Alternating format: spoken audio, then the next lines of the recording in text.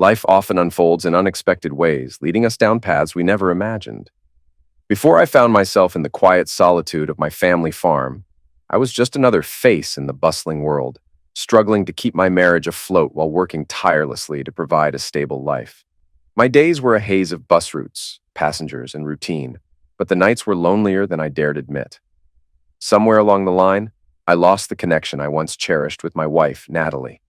She was the center of my world, and her betrayal left me adrift. It was during those turbulent years that I made choices I can't undo. Anger and heartbreak clouded my judgment, culminating in an incident that changed the trajectory of my life forever. Prison was a harsh teacher, but it was also a place of clarity. It taught me resilience and forced me to confront my own shortcomings. By the time I returned home, the man who once clung to fleeting dreams of happiness was gone, replaced by someone seeking solace in simplicity and isolation. A philosopher once said that humanity is always hopeful for a brighter future, though I doubt he envisioned someone like me when making that observation. I sat in my dimly lit kitchen, chewing on a cold steak paired with crackers and milk, a habit more for comfort than health. While it wasn't the epitome of a balanced diet, my health numbers were fine, so I stuck with what I enjoyed. For 4 years, I'd lived alone. My wife had left me for another man while I was serving a prison sentence. Since then, I'd embraced solitude, venturing out only for my job as a milling machine operator. The house I lived in had been passed down through generations, from my grandfather to my father and now to me. Officially, I was Nathaniel Johnson III, though I never used the title. My parents had retired to South Carolina, leaving me as the sole occupant, aside from their occasional summer visits. Natalie, my ex-wife, still lived nearby, but our paths never crossed. My property stretched across 92 acres, half of it wooded. The woods were my refuge, where I spent most of my free time either working or wandering. There was a peace in the whispering pines, a balm for the bitterness life had left me with. Even on stormy days, when the wind howled through the trees, I found solace. It seemed to echo the darker thoughts that sometimes clouded my mind. The open fields on the land were leased to a farmer who kept them maintained. Along the west edge of the fields ran a line of sugar maples leading to a small sugar house. 10 acres of maple trees sloped toward it, forming a mature sugar bush that I diligently cared for.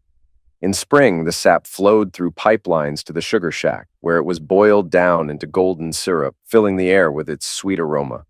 As I sat reflecting, a sputtering car engine interrupted my thoughts. I looked out the window to see an old vehicle rolling to a stop in the lane leading from the road. Usually, kids used the lane as a secluded hangout, but this car hadn't gone far. A petite woman stepped out, circled the car, and returned carrying a small child in her arms. They started walking toward my house. The woman spotted me standing at the door and walked toward the house with a hesitant yet determined stride. She had curly brown hair, wore snug jeans and a yellow top that fit just a bit too tightly, highlighting her figure, and moved with a kind of understated grace. The child in her arms, a little girl of about 3, was dressed in neat, casual clothes similar to her mother's, their shared appearance making it obvious they were family. As she approached, her expression carried a mix of uncertainty and hope. Her car had broken down at the edge of my property, and she needed to leave it there for a while. The narrow dirt road leading through the woods could still accommodate other vehicles, so she thought it wouldn't be a problem. Her immediate concern, however, was the distance to town, about 3 miles, and the challenge of making the trek, especially with her young daughter in tow. At this hour, the road wasn't likely to see much traffic, and most vehicles passing through would be heading away from town. The little girl grew restless and began to fuss. Her mother tried to soothe her, promising they'd find food when they reached town, but with 3 miles to cover and the child's hunger mounting, it was clear they would need something sooner. I invited them inside, offering to put together a quick meal despite not being prepared for company. Grateful but apologetic, the woman accepted the offer. She introduced herself as Isabel Cosgood and settled at the table, placing the child on her lap. While I prepared eggs and toast, the little girl reached for a small stack of crackers on the table, her hunger making her eager. Isabel gently stopped her, reminding her to wait for the meal. I told her to let the child have some crackers if she was that hungry, and mentioned there was milk in the fridge. As I worked in the kitchen, Isabel glanced around. Her curiosity about the absence of a feminine touch in the house led her to ask about my wife. The question hit a raw nerve. The disarray of the house, dusty surfaces, scattered belongings, and minimal upkeep, made it clear no woman lived here. I explained defensively that I managed the bare essentials, tackling chores only when they became unbearable. To soften the tension, I added that I once kept a reasonably tidy home. Realizing she had touched a sensitive topic, Isabel quickly apologized, assuring me that she hadn't meant to pry. I pulled out 2 frying pans and started cooking. In one, I placed 2 sausage patties and a couple of bacon strips. The other I used to brown 3 slices of buttered bread on both sides. Once the bread was ready, I cracked an egg into the pan, broke the yolk, and pressed the toast into it for a quick, hearty meal.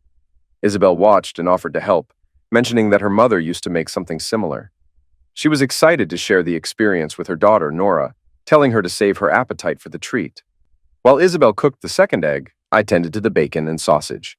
When she finished, I told her to eat while it was hot, then prepared the last piece of toast and egg for her plate. By the time we were done, night had fully settled, and it was clear that Isabel and her child wouldn't make it to town.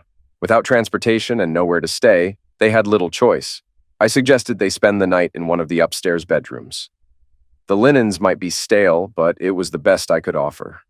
I explained that I'd be leaving soon for my night shift and wouldn't return until morning. They'd have the place to themselves and could lock the door after I left. Isabel was surprised at my willingness to trust a stranger, especially one I knew so little about. I shrugged off her concern, pointing out that her broken-down car wasn't going anywhere. She had shared her name, and she was clearly a decent person. Clean, respectful, and with a child to care for. None of my possessions mattered much, and my heart, I admitted, had grown too cold to risk being hurt again. I left her to her thoughts and retreated to my room to prepare for work, shutting the door behind me. As I changed into my work clothes, frustration crept in. Why had I let them in? Isabel wasn't as striking as my ex-wife, but there was a warmth in her smile, a neighborly familiarity that caught me off guard. She had a friendly demeanor, and her daughter was undeniably adorable. I tried to push the thoughts aside, but they lingered as I heard her climbing the stairs. I checked the clock and realized I'd lingered too long, lost in thought. I called out to let her know I was leaving and wished her good night. From the top of the stairs, she thanked me, adding that she didn't believe my heart was as cold as I claimed. She thought there might still be some warmth hidden beneath the surface. I didn't respond and headed to work. Operating machines had become second nature to me, a skill I picked up during my time in prison. 4 years ago, I had been sentenced to 3 to 5 years, but served just over 2 before being released. The charge stemmed from an incident where I lost control. My wife, Natalie, had been unfaithful, and I took my anger out on the man she was with. While lying in my prison bunk, I often questioned why I didn't confront her instead. Maybe she anticipated that too, as she quickly filed for and received a restraining order after the incident. Before my incarceration, I had worked as a bus driver. On the day everything unraveled, I was covering a route for a sick colleague. During a stop, I spotted Natalie entering a motel. When her car was still there an hour later, I parked the bus and waited. My passengers were confused, but I silenced their questions with a sharp tone. 10 minutes later, the motel door opened, and a man stepped out. Rage overtook me. I dragged him to the ground and unleashed everything I had. He was larger than me, but my fury gave me the upper hand. Natalie ran out, screaming for me to stop, but she couldn't leave with my bus blocking her car. By the time I was done, the man was barely conscious. Natalie, realizing she couldn't escape, retreated to the bus, hoping to stay safe among the passengers. Several of them called the police as I climbed back into the driver's seat. I resumed the route, telling the remaining passengers to signal when they reached their stop. By the time the police intercepted the bus, most had gotten off. Natalie, panicked and cornered, clung to the safety of the remaining riders. In the aftermath, I lost my job for abandoning the bus schedule, though I argued I'd fulfilled my responsibilities by continuing the route. The attack cost me my freedom for a time, but I didn't regret making the man pay for his actions. His knee was so badly damaged, it required replacement. A small victory in a situation that had cost me everything. During my 6th month in prison, I was notified about a civil lawsuit filed against me by the man I had attacked. He was demanding $2 million for the injuries I inflicted. The absurdity of it made me laugh. I was a former bus driver with no assets worth suing over. Soon after, word got back to me that the man had been hospitalized for another knee replacement, following a beating by unknown individuals. Rumors spread that I had orchestrated the attack from my cell, but no evidence supported this claim. Faced with intimidation and fear for his health, he dropped the lawsuit. I hadn't spoken to Natalie since the incident that led to my imprisonment. She lingered in the back of my mind, though I tried to suppress those thoughts. We had met in Boston shortly after I returned from the service. I attended a dance honoring veterans, dressed in my uniform, and she caught my eye immediately. She was tall, slender, and carried herself with polished elegance. Her well-maintained appearance reflected her independent wealth. By the end of the evening, we were mutually captivated, and I postponed my trip home by 3 weeks to spend time with her. Eventually, she followed me back to my small hometown, claiming she had always dreamed of farm life. Reality hit hard when she realized the farm couldn't financially sustain us, even after my parents retired and moved south. The physical labor and limited income wore on her, and I moved us into town, taking a bus driving job to make ends meet. Her dissatisfaction grew, and the divorce came swiftly after I caught her with another man. I gladly signed the papers, wanting nothing more to do with her. Thanks to my lawyer, the farm remained mine, and Natalie walked away with little. She seemed unbothered given her wealth and the financial support of her new partner, Nicholas Grisholm. During my incarceration, I learned a valuable trade: operating computer-guided milling machines. The prison work program offered training, and I applied myself fully. By the time I was released, I was skilled enough to secure a job in my hometown, where such expertise was in demand. The factory manager, himself no stranger to marital betrayal, hired me after I passed a skills test. Working the night shift suited me. I preferred staying out of the public eye and avoiding unnecessary attention. That night at the mill, my mind wandered. Much of the work involved monitoring the machine after setup, leaving time for reflection. My thoughts shifted from the man I had beaten to the unexpected guests I'd taken in, Isabel and her daughter Nora. Isabel seemed young, likely in her mid-20s, though her composure suggested maturity. Her calm acceptance of her situation struck me as unusual, almost serene. I found myself curious about her story. On the way home, I stopped to buy groceries. The house barely had enough food for me, let alone 3 people. I caught myself wondering if Isabel might stay a while. The idea of having someone to talk to and simply share a meal with was oddly appealing. It had been years since I felt anything close to companionship. The scent of coffee greeted me as I stepped inside. Isabel was setting a cup on the table when I hung my cap by the door. She had made pancakes, though she admitted uncertainty about the quality of the baking powder, which was long expired. It didn't matter. The syrup, made from my own trees, was fresh and perfect. As we ate, she asked about my time alone. I explained that while I had lived alone for 2 years, the 2 years prior were spent in prison. Her curiosity turned to the reason for my incarceration, and I assured her I hadn't harmed Natalie. My anger had been directed solely at her lover. Isabel's reaction was surprising. She commended me for standing up for myself, even recounting her own revenge on her cheating ex's lover by yanking out a clump of hair. Her candidness made me laugh. "Well," I said, "aren't we quite the pair?" Laughter filled the room, sparking a contagious joy. Even little Nora, amused by the sound of our laughter, began tapping her feet against the table leg, giggling along.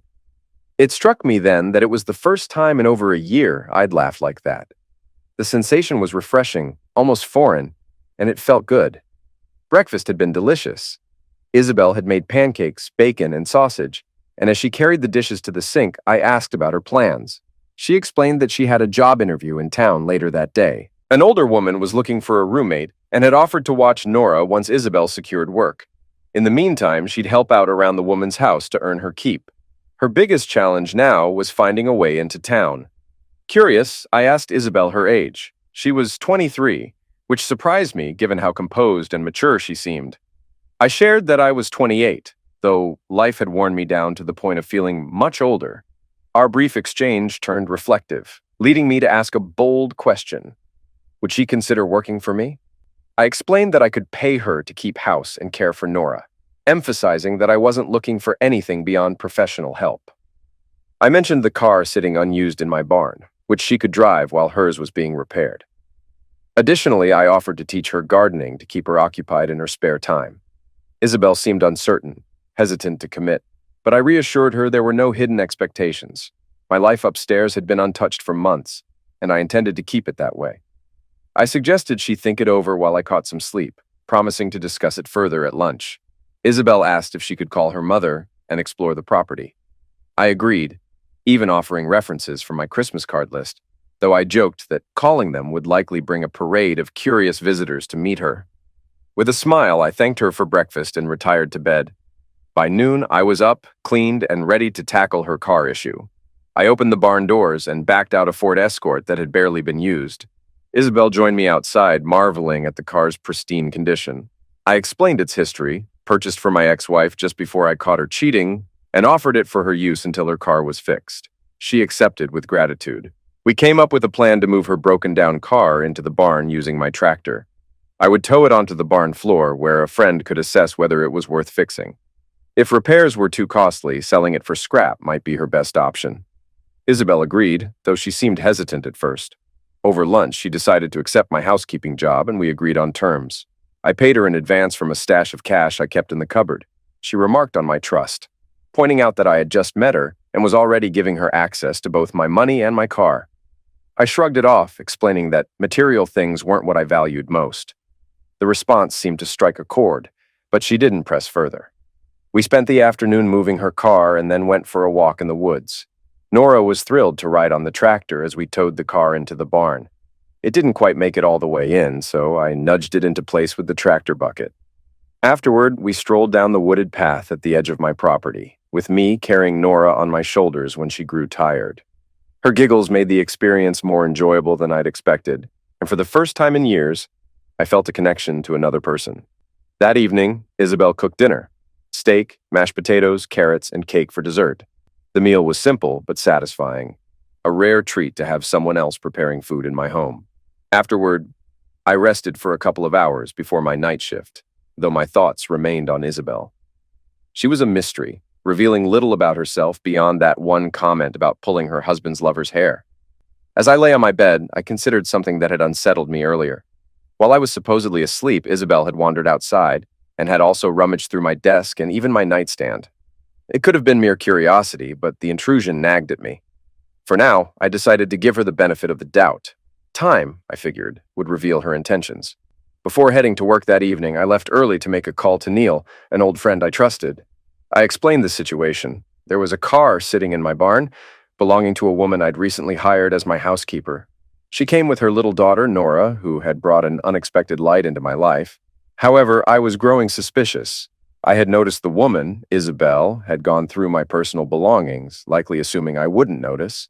I asked Neil to inspect her car on Saturday, as I suspected it might have been tampered with intentionally. I also mentioned her request to make a phone call and asked him to find out whom she had called, if possible. Neil, ever practical, asked who I thought might be behind it. I admitted I wasn't sure, but doubted it was tied to my past trouble with Nicholas Grissom, the man whose affair with my ex-wife had landed me in prison. Grisholm had wealth and resources, but I couldn't see him still caring enough about Natalie to come after me. Neil reminded me, however, that Grisholm might harbor lingering resentment, not only because of his damaged knees, but also because I had escaped further repercussions after he dropped the civil suit.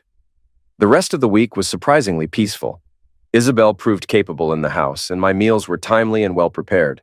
This freed me up to spend more time outdoors. I worked on cutting and hauling firewood from the trees I had felled the previous fall for my sugaring operation. Nora quickly became my little shadow, eager to join me in the woods. Isabel pitched in too, helping with the lighter tasks, and even learning to drive the tractor loaded with wood. It had been years since I'd spent this much time with a woman, and I occasionally caught myself watching Isabel. I was careful not to let her notice, but her presence stirred something in me I hadn't felt in a long time. For now, though, I kept my emotions in check, content to enjoy the moment. On Saturday, Neil called me down to the barn after examining the car. He confirmed my suspicions. The vehicle had been deliberately disabled, with 2 wires disconnected, a clear indication of tampering. He had also found a crumpled receipt in the car's door pocket, issued to a company called Ace Investigations in Rutland, Vermont. Isabel's phone call had been to a Mrs. Anderson, also located near Rutland. Neil concluded that Isabel was likely working as a spy, though for whom or why remained unclear. The news was disheartening. I had grown attached to Nora, and even Isabel had become a pleasant part of my life. Despite my suspicions, I decided to remain quiet for now. Neil suggested keeping my friends in the loop in case I needed their help again, but he warned me not to risk landing back in prison. Whatever happened next, it had to be handled discreetly. Over time, my life began to change. After years of isolation, Nora's presence softened me. To her, I was simply a kind figure in her world, and I couldn't help but respond in kind. Isabel, too, started to feel like more than just a housekeeper. Though I still avoided people, My desire to stay on the farm was now driven by a need to remain close to them. Isabel, however, wasn't without her mysteries. I occasionally caught her stealing glances at me, her expression tinged with sadness. It was clear something weighed on her, but she kept it hidden behind her polite and friendly demeanor. As planting season began, I arranged for a plot of land to be plowed by the local farmer who used my fields. Nora was thrilled to dig for worms in the freshly turned soil, and we took her to the lake to fish. She was ecstatic when we caught a dozen perch, and she insisted on helping clean them. Her pride in gutting her first fish was palpable, though Isabel was less thrilled when Nora returned with stained hands. Still, her pride softened any objections. One day we made a trip to Agüey for seeds and plants, returning with far more than we had space for. Isabel and Nora had carefully marked out rows in the garden while I slept, and the next morning we planted everything together. Over the following weeks, Nora's excitement grew as the first radishes sprouted, and even more so when she tasted the first one we deemed ready to eat. Life on the farm had taken a turn I hadn't expected. Despite lingering questions about Isabel's motives, I found myself enjoying the rhythm of shared meals, outdoor work, and small moments of joy with her and Nora. For the first time in years, my world felt a little less empty. Over the weeks, Isabel and I settled into a comfortable rhythm, though I couldn't ignore the nagging truth. She wasn't here for the reasons she claimed. I kept my distance emotionally, careful not to show the affection that was steadily growing. It was a different story with Nora. I poured my heart into being there for her, cherishing the innocence and joy she brought to my life. Together, we started to resemble a family. Weekends often meant movie outings, and breakfast at McDonald's became a twice-weekly ritual. 3 weeks after Isabel started working for me, I suggested she treat herself. I was heading into town for a haircut and offered to pay for her to get her hair done. At first, she hesitated, mentioning she couldn't afford it, but I insisted. Her long hair seemed like a bother to her, and I suggested a shorter style with a perm, adding that it would highlight her freckles, a feature I admitted I liked, even if most men didn't. After some thought, she agreed to make an appointment. As time passed, it became apparent that Isabel had been through nearly every personal paper in my house. Despite my suspicions, I said nothing, preferring to observe and wait. One Saturday in July, Neil stopped by for a beer, and we took a walk through the woods. During our conversation, he mentioned seeing Nicholas Grisholm entering the Ace Detective Agency earlier that week. Grisholm's sour demeanor upon leaving hinted that things weren't going as planned. I suspected Isabel's time here was nearing its end. The end came sooner than expected. When Neil and I returned from our walk, Isabel was hanging up the phone. She announced that a sick friend had called her for help and that she would be leaving immediately. I hid my disappointment, acknowledging that friends sometimes needed support. I turned to Neil and asked him to back her car out of the barn while I said my goodbyes to Nora. Nora clung to me, crying and refusing to let go. I held her tightly, overwhelmed by the thought of losing her. Turning to Isabel, I admitted that while I was glad to part ways with the last woman in my life, I didn't feel the same about her. I asked if I could hug her, knowing it might be my last chance. Isabel stepped into my arms, and for a moment we held on to each other, as if we didn't want to let go. Through tears, I spoke of the bond we had formed over the past few months. I confessed that we both had secrets, but believed that sharing them could bring us closer. I promised to reach out soon, reminding her that someone had to be around to harvest the garden we had planted together. Nora's small arms wrapped around my neck, and I kissed her goodbye. A week later, as I returned home, I saw Natalie standing by her car in my driveway. She wasted no time in bringing up Nicholas, who had been beaten up again and suffered a broken arm. She implied I might have been involved, though I calmly reminded her I had no reason to be. I added that if she truly believed I was responsible, she should have me investigated. Natalie seemed unsure whether Nicholas's renewed interest in me was her doing, but her warning was clear. Nicholas wouldn't stop until he found a way to put me back in prison. His bruised ego, combined with his wealth, made him a persistent threat. I reminded her of the damage he had caused, not just to me but to my family. Stealing another man's wife was a humiliation he never acknowledged, and my reaction had cost me everything: my job, my wife, and my reputation. I was now a felon, and the shame of that weighed heavily on my parents, who had once thought highly of her. Natalie had no response, her expression a mix of regret and frustration. But her presence confirmed what I already knew. Nicholas's vendetta wasn't over, and I had to remain vigilant. I was frustrated, sick of everything revolving around Natalie and her husband Nicholas. I needed to address this mess directly. Before I could hold back, I let out a bitter comment, my annoyance spilling over. "Natalie, you're looking well. The wealthy lifestyle suits you," I said, unable to hide the sarcasm. Her response was unexpected. "Nathaniel, why didn't you come after me instead of Nicholas? I was the one who betrayed you. If you'd confronted me, I would have felt guilty, and it all might have ended there. But Nicholas can't let it go. What sparked this latest drama?" I told her what I'd heard, that Nicholas had been investigating me again. I made it clear that whatever was happening to him was his own doing. I reminded her that my mother had taught me never to strike a woman, so she'd been spared my wrath. That didn't mean I didn't harbor resentment. My hatred for her betrayal remained. She warned me, saying Nicholas had the money and power to have me liquidated. Her words didn't faze me. I told her plainly that death didn't scare me much anymore and even joked grimly about how his actions could ultimately cause his own downfall. Natalie seemed to struggle to decipher whether my words were a threat. I pressed further, suggesting sarcastically that maybe she'd benefit from Nicholas eliminating me, as it would leave her a wealthy widow. She snapped, telling me to stop. For the first time, she expressed regret, saying she hadn't intended to cause so much trouble. She believed things might have turned out differently if I hadn't caught her and Nicholas together that day. She claimed she'd been planning to leave me anyway and thought I would have granted her a divorce, albeit grudgingly. I admitted I didn't know how I would have reacted back then, but I reiterated that I wasn't going after Nicholas. He was the one coming after me.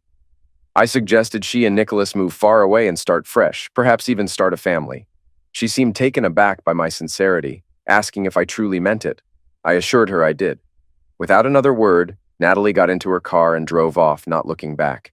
Exhausted from the encounter and lack of sleep, I went inside and collapsed without even eating. The next day I woke near noon, my mind lingering on Nora and Isabel. I missed them both deeply.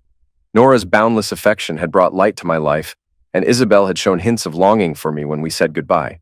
Should I reach out to her? Knowing she had worked for an investigator, I worried she might have seen too much of life's darkness to want someone like me in her life. Later, I retrieved the mail and found a large envelope with a Rutland postmark. Inside was a dossier on Isabel Cosgood, including her full name, address, and phone number. It detailed her job at the detective agency and her connection to the investigation into me. The file even included a bill for the work done on my case. I learned that Nora's grandmother cared for her while Isabel worked alongside her brother at the agency. Taking a chance, I called the number listed, hoping Nora would answer. Instead, an older woman picked up. She introduced herself as Mrs. Anderson and confirmed that both Isabel and Nora were struggling with the separation. Nora prayed for me each night, and Isabel was quieter than ever. Mrs. Anderson admitted she had suspected the investigation would cause trouble, but hadn't expected it to hit Isabel so hard, especially since it affected Nora so deeply. Mrs. Anderson asked if I'd figured out Isabel's connection to the investigation. I assured her I had, and then asked for a favor. I wanted to meet with both Isabel and her brother. She agreed, offering to host me on Sunday at noon. Before we hung up, she hinted that Nora would be thrilled to hear I'd be visiting. According to her, I had become a father figure for the little girl, a role she had never experienced before. Afterward, I called Neil and shared what I'd learned from the dossier and my conversation with Mrs. Anderson. I also told him about Natalie's visit and her belief that Nicholas would never stop trying to ruin me. She'd implied that Nicholas's wealth and pride made him relentless. Neil suggested we keep tabs on Nicholas. He mentioned that Nicholas and Natalie often dined at the New England house and proposed we watch for them there. If they showed up, he'd let me know so we could act accordingly. I agreed. I'll be ready if the time comes. After a long day, I lay down for my evening rest, my mind heavy with thoughts about the tangled mess involving my ex-wife, Natalie, and her husband, Nicholas. Since leaving prison, I had lived in a state of near isolation, venturing out only for work. But I couldn't let this simmering tension dominate my life any longer. It was time to confront the situation head-on and reclaim some semblance of control. I couldn't rely on my friends to shield me forever. They had lives to lead, just as I needed to move forward with mine. I made a reservation at the New England house for the following evening. Regardless of whether Nicholas and Natalie showed up, I had to eat, and it wouldn't be a wasted effort. As expected, the call came confirming their presence. When I arrived at the restaurant, I was directed to a table where 9 of my old military friends were seated, strategically positioned near an alcove where Natalie and Nicholas dined alone. The setup effectively boxed them in, ensuring a private yet unignorable confrontation. Natalie spotted me first. Her face turned pale as she whispered to Nicholas, who froze upon noticing us. He avoided eye contact, glancing nervously at the men surrounding their secluded space. Natalie attempted to collect herself, taking a bite of food that caused her to choke and cough. She moved as if to rise, but I gave a subtle shake of my head, signaling her to stay put. She complied without protest. The waitress came to take our drink orders, and I offered to buy a round for the couple in the alcove. Both declined. Throughout the meal, I engaged my friends in casual conversation, asking about their families and careers. I spoke loudly enough for Nicholas and Natalie to hear, knowing they were listening. When dessert came, I again offered to treat the couple, but they refused once more. When the checks arrived, I picked up theirs, handing my credit card to the waitress. "These are friends of mine," I said coolly. "I'll cover their bill." After dinner, I addressed Natalie directly. "Would you mind switching seats with me so I can have a word with Nicholas?" Hesitant, she eventually complied, moving to the chair I had just vacated. I took her seat across from Nicholas, who sat stiffly, refusing to meet my gaze. "So, Nicholas," I began, "I see you've hurt your arm. How's it feeling?" "You know damn well it's painful," he snapped. "And you caused it. What do you want? Who are these men?" I leaned back, letting the tension simmer. "First, let's clear something up. I didn't break your arm. You did that to yourself, but let me tell you a story." I paused, gauging his reaction, though he still wouldn't look at me. "When I was 18, I joined the military. A kid, really. I ended up serving overseas with the men you see here. They're all a bit older than me, but we bonded over shared hardships. Back then, they were all bitter about their failed marriages, each having been cheated on and divorced. I told them I'd marry someone better, someone who wouldn't betray me. When I married Natalie, I thought I'd proven them wrong. Turns out they were right. I let the silence linger before continuing. One time during our deployment, I spotted an IED on the road ahead. If I hadn't noticed it, God knows how many lives would have been lost. These men credit me with saving their lives. We lost touch after I left the service, but they rallied around me when I went to prison. Tonight is the first time we've all been together in years." I leaned forward. "They think they owe me, Nicholas, and they don't take kindly to people who mess with me." He shifted uncomfortably. I pressed on. "Let's be honest. Natalie is half the reason for the mess between us. She cheated and admits it freely. But you couldn't let things rest after I confronted you. You had to escalate, pushing for my prosecution and seeing me sent to prison. Then you attempted a civil suit, but dropped it after being warned. You should have listened." Nicholas remained silent, so I continued. "Now, I hear you've been investigating me again. What are you hoping to find?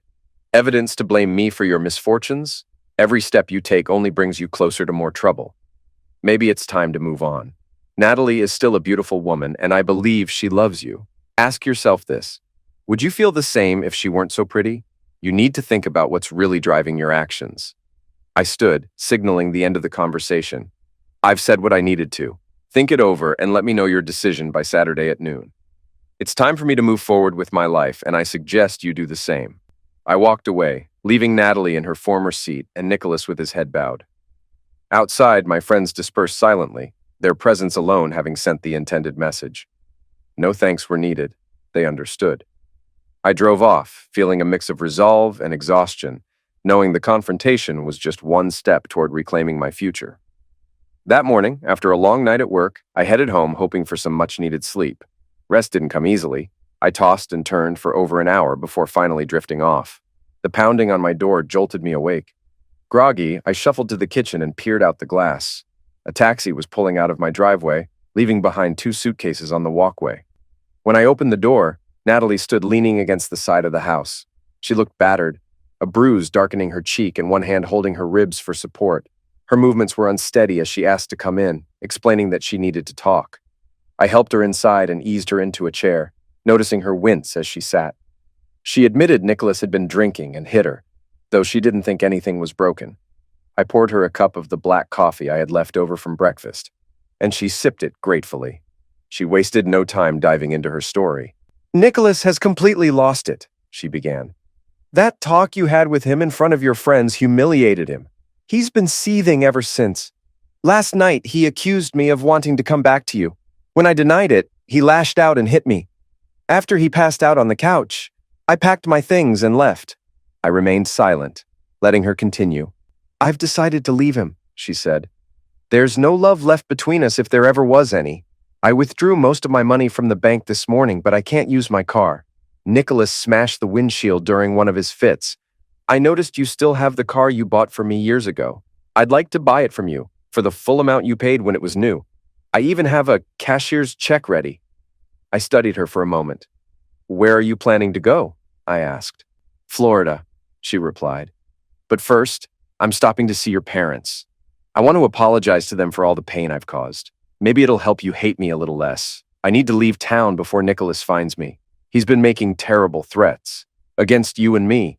Without another word, I retrieved the car's title from my lockbox, signed it over to her, and handed her the keys.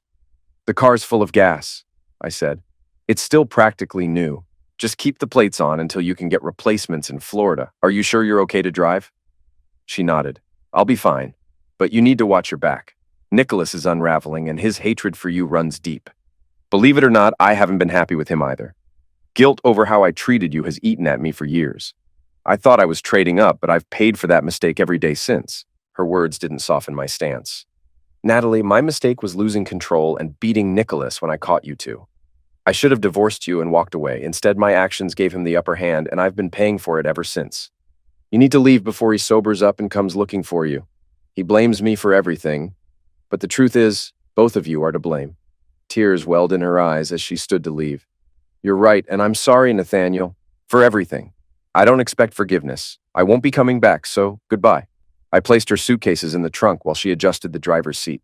She gave a small wave before driving away, leaving a trail of dust on the gravel road. I skipped lunch and tried to get some sleep, but it didn't last long. The sound of a car screeching into my yard yanked me from bed. Moments later, the unmistakable roar of an engine spinning out filled the air, followed by the slam of a car door. I didn't need to look to know who it was. Nicholas Grisholm had arrived. The front door banged open with such force that the glass shattered. I stayed quiet, listening as Nicholas stormed through the house, shouting my name. He searched every room, even flinging open closets, and then stomped upstairs. I could hear him rifling through more rooms, his frustration building with each empty discovery. I didn't own a cell phone to call the police, and there wasn't time to use the landline. As Nicholas thundered down the stairs, I slipped out the back door and headed for the barn. Why didn't I confront him? Simple. He was bigger and angrier than me. The only reason I'd bested him years ago was sheer rage and the element of surprise. Now, he had the upper hand, and I had no means to defend myself. My tools had been confiscated after my felony conviction, leaving me without even a basic deterrent. My only option was to stay out of sight and hope he'd leave. The morning after a restless night, I tried to catch some sleep, but was interrupted by the sound of destruction inside my house. Nicholas was still inside, smashing things. The noise lasted for about 10 minutes before I heard his footsteps heading outside. From the barn, I watched as he stared at the outbuildings, seemingly deciding that Natalie wouldn't have hidden there. He stormed to his car, peeled out of the driveway, and lost control, sending the vehicle into a ditch and smashing it against a tree. I returned to the house, grabbed the phone, and called the police. Calmly, I explained my identity, location, and the situation with Nicholas. The dispatcher assured me that a patrol car would arrive shortly and asked me to stay on the line in case anything else happened. I could see Nicholas through the window, struggling to free his car. After several minutes, he managed to get back onto the driveway and sped away recklessly, narrowly missing an oncoming car. I reported this near collision to the dispatcher. A minute later, Nicholas disappeared from view. The dispatcher asked for background information, and I briefly explained my history with him, carefully omitting Natalie's earlier visit.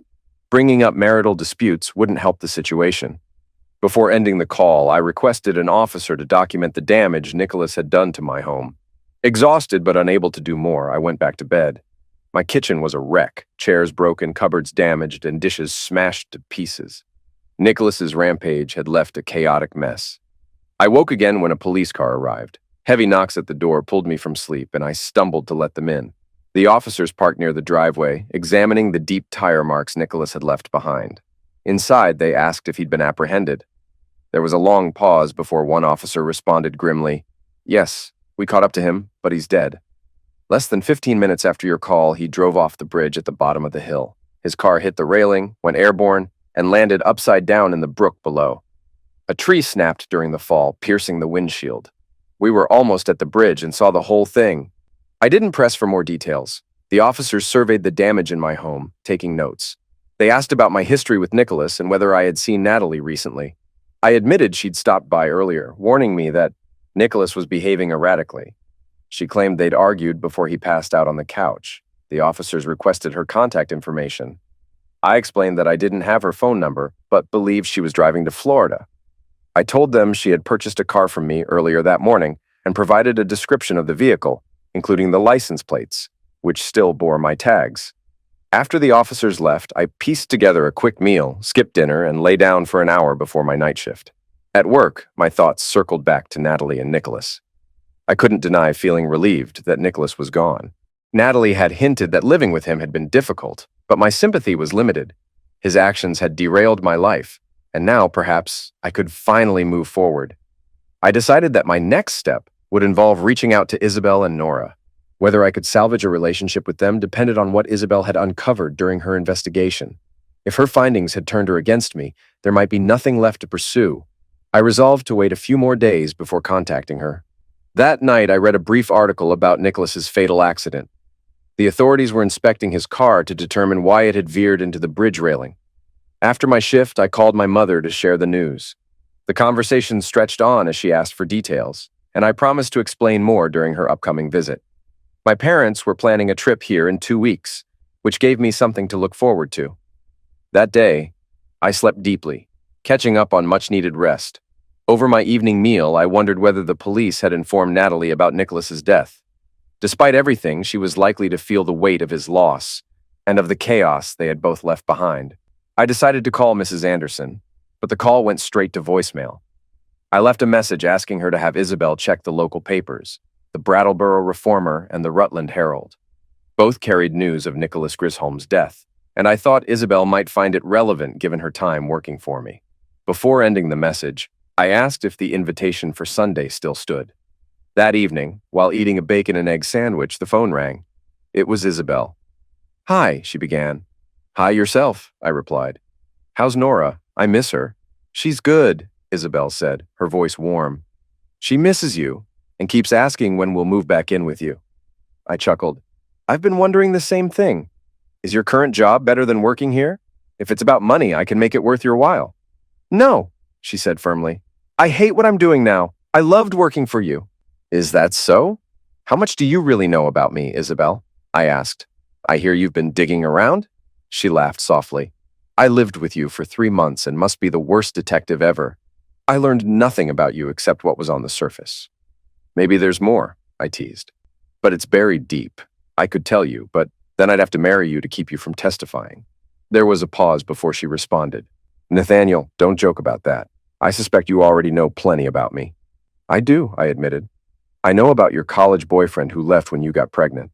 I know you dropped out to have Nora, that your father passed away, and you've struggled to find stable work since. Your brother and your mom have been your main support. And your mom told me she invited me for Sunday dinner. Is that okay with you?" "Oh, yes," she said quickly. "But we haven't told Nora yet. She'd never let us rest if she knew. Can you come tomorrow instead?" "I wish I could," I said. "But Nicholas trashed my house before his accident, and I need to put things back together. I'll come early Sunday, I promise." She sighed, but agreed. "I'm anxious to see you." I whistled my way to work that night, feeling lighter than I had in weeks. But an even bigger surprise awaited me the next morning. Isabel's car was parked outside the house when I arrived. As soon as I stepped out of my vehicle, Nora came bounding down the steps and threw herself into my arms. She showered me with kisses, which I happily returned. Isabel appeared in the doorway, a coffee cup in hand and a radiant smile on her face. She set the cup down and walked straight into my arms. I held her tightly, reluctant to let go. "I've wanted to do that for so long," she whispered. "Me too," I admitted. She pulled back slightly. "Drink your coffee. I've made eggs and bacon. I figured after you told Mom about the mess Nicholas made cleaning up his woman's work. I'm your housekeeper after all. We'll discuss pay later." Her voice rose playfully as she called out, "Mom, come meet Nathaniel Johnson III, the best boss I've ever had. Nora's in love with him, so I'll have to keep an eye on her." Her chatter filled the room as Nora climbed into my lap. I couldn't get up to greet Mrs. Anderson, who entered with a smile that mirrored Isabel's. "It's a pleasure to meet you, Mr. Johnson," she said warmly. "Please call me Nathaniel," I replied. Everyone else does, she nodded. I came to meet the man both my girls are so taken with. I hope you don't mind. Not at all. I'm glad to have you here, though I think Isabel might put you to work. I've got my hands full with this little angel. Nora giggled, wiggling in delight. Over breakfast, I realized I was ready to propose to Isabel. When she asked how much I knew about her family, I handed her the dossier I had received. As Isabel flipped through the pages, her eyes widened. You figured out the name I gave you was my mom's maiden name, didn't you? I nodded as she stopped suddenly. Oh my God, she exclaimed. You even know my panty size. How? I laughed. A friend of mine happened to be behind you in line at Walmart while you were checking out. She stared at me. How many of these friends do you have? My tone grew serious. That's something I'd only share if we were married, but I'd love to tell you someday. Her expression softened. That almost sounds like a proposal. Would you say yes if it was? She hesitated, then smiled. Oh, Nathaniel, I want to say yes so badly. Just give me a little more time. Take all the time you need, I assured her. She reached for my hand. Love and marriage are definitely on my mind. I think we're halfway there, but there are parts of my past I'm not proud of, and you'll have to accept them. Still, my future looks brighter now than it has in years, and I owe that to you. Later, as I prepared to rest, I asked Nora if she wanted to nap with me. Her face lit up, and as she settled beside me, I thought about how much joy she brought into my life. For the first time in years, I didn't feel alone. Just before I woke that morning, I'd assured myself there was nothing in my past that could resurface to trouble me. By then, Nora had already gotten up, and I overheard voices in the kitchen, one of them unmistakably Natalie's. Reluctantly, I knew I had to face her, despite Isabel being in the house. Nora ran to me as soon as I entered the room, demanding to be picked up. In the kitchen, Natalie's tear-streaked face betrayed the weight of the news she carried. The police had contacted her to inform her of Nicholas's death, a message she hadn't received until the morning after she left. Her grief seemed genuine as she expressed regret for the chaos her actions had caused in my life. As we talked, the truth became clearer.